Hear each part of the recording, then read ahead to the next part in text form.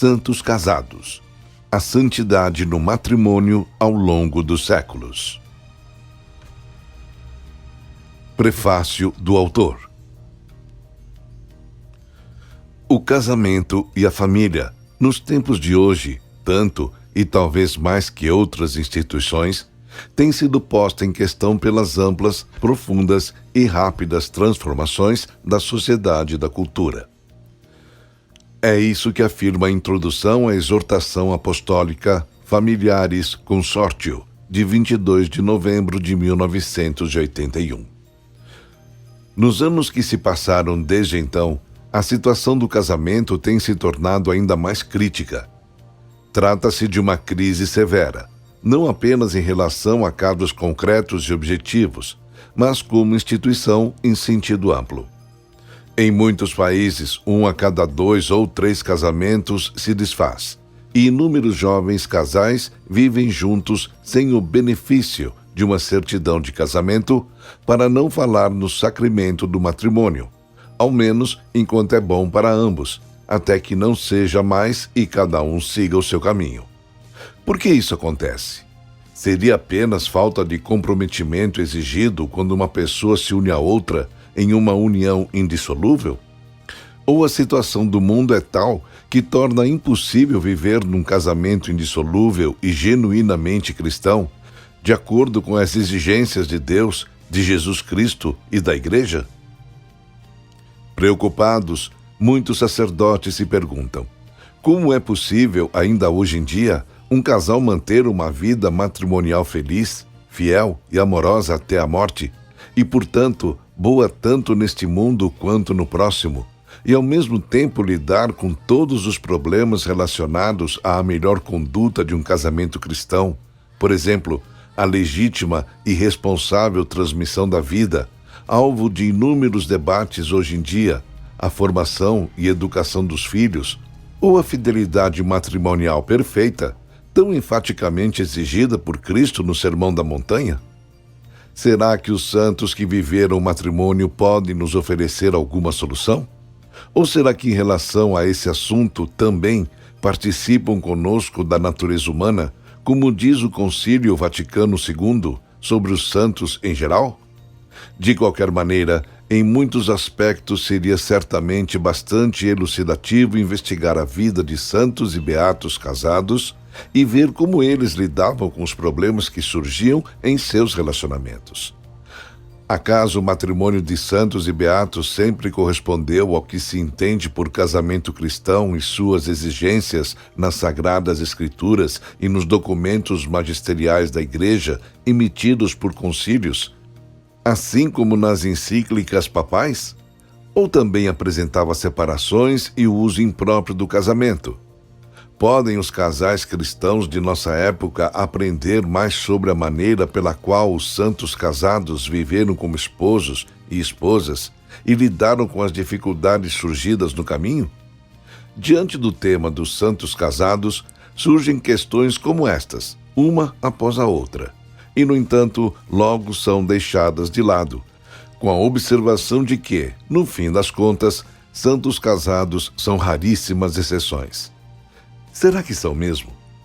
Até hoje, a questão da vida conjugal entre santos ou beatos tem sido pouquíssimo abordada.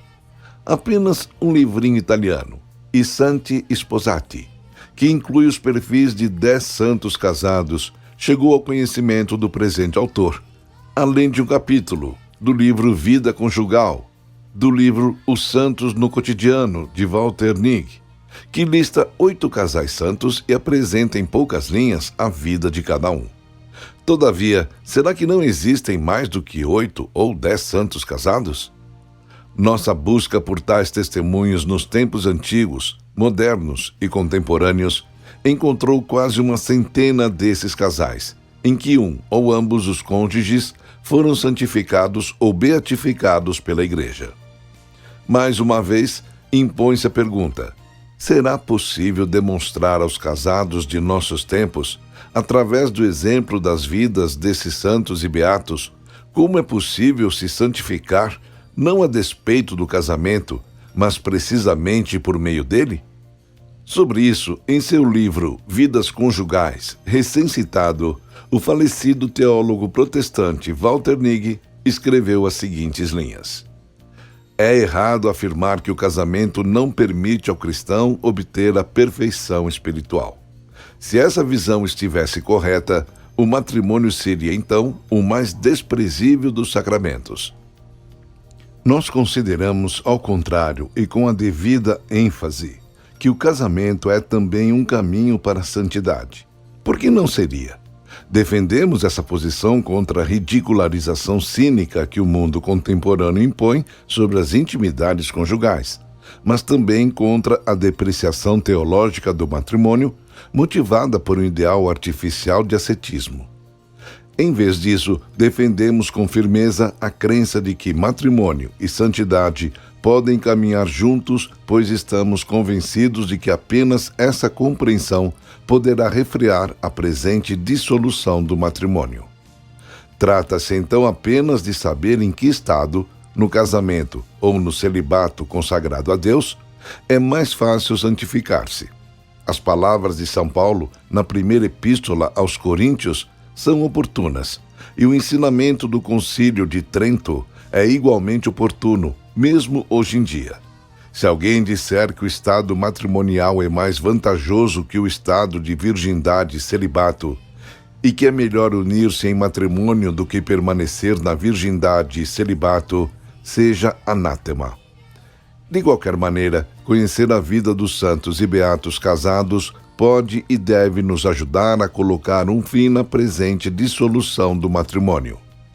Dedico este livro aos meus falecidos pais, Joseph Olbock e Leopoldine, que batalharam juntos por 46 anos de maneira honesta e responsável, no amor e na fidelidade.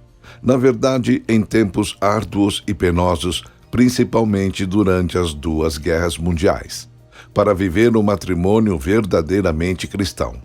Agraciaram com o dom da vida a 12 filhos.